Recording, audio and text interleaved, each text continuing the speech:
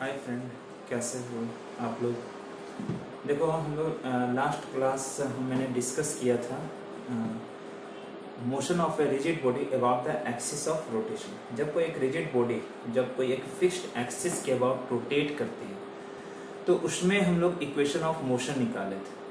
तो equation of motion निकालने के लिए हमने क्या किया था कि उसका M K square theta double dot, जहाँ एम उसकी होल मास थी, K radius of gyration of the whole of the body about the axis of rotation OZ थी, थीटा एंगल बनाती थी। तो M K square theta double dot equal to M K square theta double dot equal to moment of sum of moments of all external forces about the axis of rotation ये होती है। आज हम लोग अब डिस्कस कर रहे हैं क्या, कंपाउंड पेंडुलम। कंपाउंड पेंडुलम क्या होती है?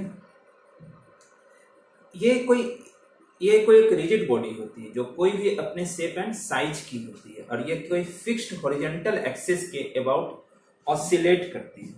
ये फिक्स्ड हॉरिजॉन्टल एक्सिस के अबाउट हमारा ऑसिलेट करती है। तो एक compound pendulum is a rigid body. एक कंपाउंड पेंडुलम क्या होती है? हमारा एक रिजिड बॉडी होती है। एक compound pendulum is a rigid body of any form and constitution which is free to turn about a fixed horizontal axis। ये क्या होती है? ये फ्रीली हमारा अपने किसी फिक्स्ड हॉरिजॉन्टल एक्सिस के अबाउट ऑसिलेट कर सकते हैं। तो हम लोग क्या करेंगे, यहाँ पे एक थ्योरम डिस्कस करेंगे। कंपाउंड पेंडुलम में हम लोग एक थ्योरम डिस्कस करेंगे कि to find the time of a complete oscillation of a compound pendulum. तो हम लोग देखो क्या करते हैं, सबसे फर्स्ट में हम लोग एक कंपाउंड पेंडुलम बनाते हैं। ठीक है, ये हम लोग क्या करते हैं, एक कंपाउंड पेंडुलम लेते हैं। Compound pendulum any shape and size की, कोई इसका ये नहीं करता। एक रिजिड बॉडी है, यहां से हमारा देखो ये जी इसकी सीजी होती है, ये एक fixed axis N O N dash के अबाउट रोटेट करती है। हमारा जी इसकी सीजी होती है, इससे एक लाइन ओ ए ड्रॉ करती है। ठीक है, जो इसको हमारा 90 डिग्री पे ओ पॉइंट पे मिलती है। ये हमारे एक्सिस ऑफ हॉरिजॉन्टल एक्सिस है, एक्सिस ऑफ रोटेशन हो गया, हॉरिजॉन्टल एक्सिस है। जी से इसकी वेट mg काम करती है, mg एक्ट करती है वर्टिकली डाउनवर्ड। ओ से हम लोग ओजेड एक वर्टिकल लाइन ड्रॉ करते हैं। ठीक है, suppose eight any time T ये थीटा एंगल बनाती है। जी से हम लोग जी ये जो पॉइंट लिए हैं ये हमारा है, जी से जी एच परपेंडिकुलर ड्रॉ करते हैं। ठीक है, तो देखो क्या है, let a rigid body be free to turn about a fixed horizontal axis N O N dash. एक कोई रिजिड बॉडी है जो हमारा फ्रीली हमारा ऑसिलेट करता है about the fixed horizontal axis N O N dash. Let capital G be the CG of the body, let O A B the line which passes through the CG. O A हमारा line है जो उसकी CG से pass करती है, and meets the axis of rotation N O N dash at point O. ये हम लोग क्या करते हैं, ये जो जी से जो एक्सिस ऑफ रोटेशन से इसका डिस्टेंस क्या लेते हैं, एच लेते हैं। तो let O G equal to H, so that H be the distance of C G, capital G of the body from the axis of rotation. देखो, let OZ be the vertical line through O, let at any time T O A makes an angle theta with OZ. क्या कहता है कि किसी समय जब ये horizontal axis के अबाउट रोटेट करता है तो ये हमारा किसी समय हमारा वो थीटा एंगल बनाती है ओजेड एक्सिस। तो the impressed forces acting on the body are, तो फर्स्ट में इसकी क्या लगेगी, इसकी वेट लगेगी। फर्स्ट में इसकी वेट एक्ट, तो फर्स्ट में क्या होगा, the impressed forces acting on the body are its weight mg which acts vertically downward through the cg। इसकी वेट लगेगी जो वर्टिकली डाउनवर्ड लगेगी, और ओ पॉइंट पे रिएक्शन लगेगी, the reaction of the fixed axis. ठीक है, तो let k be the radius of gyration of the body about the fixed axis OZ। अब देखो क्या करते हैं, to avoid the reactions of the fixed axis taking movements about NO and dash.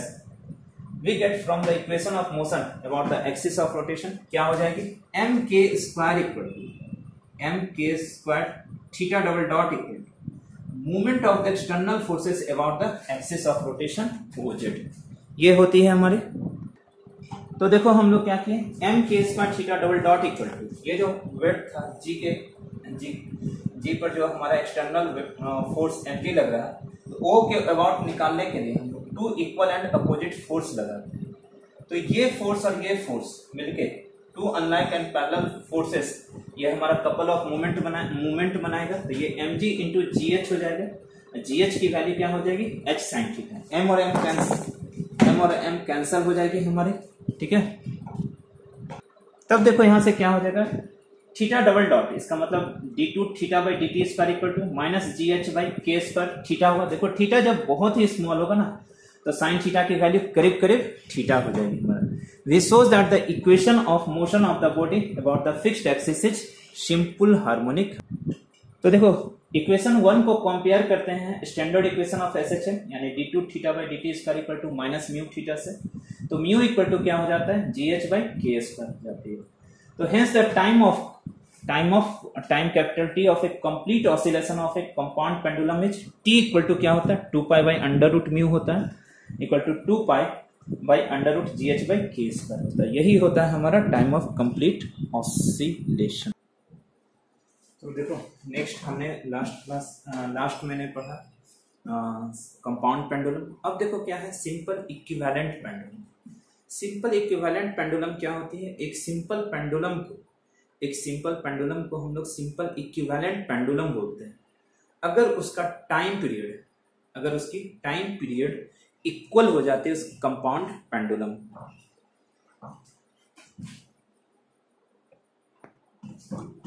तो देखो मैंने क्या कहा कि हमारा एक सिंपल पेंडुलम, हमारा सिंपल इक्विवेलेंट पेंडुलम तब हो जाती है जब उसकी टाइम पीरियड इक्वल हो जाती है कंपाउंड पेंडुलम के।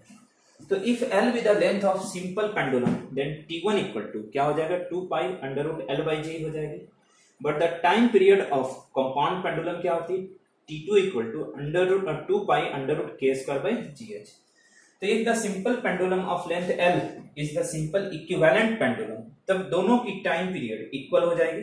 तो देखो यहाँ से एल की वैल्यू क्या हो जाती है, के स्क्वायर बाई एच हो जाती है, जहां के क्या होती है, radius of gyration of the whole of the body about the axis of rotation होती है, ठीक है।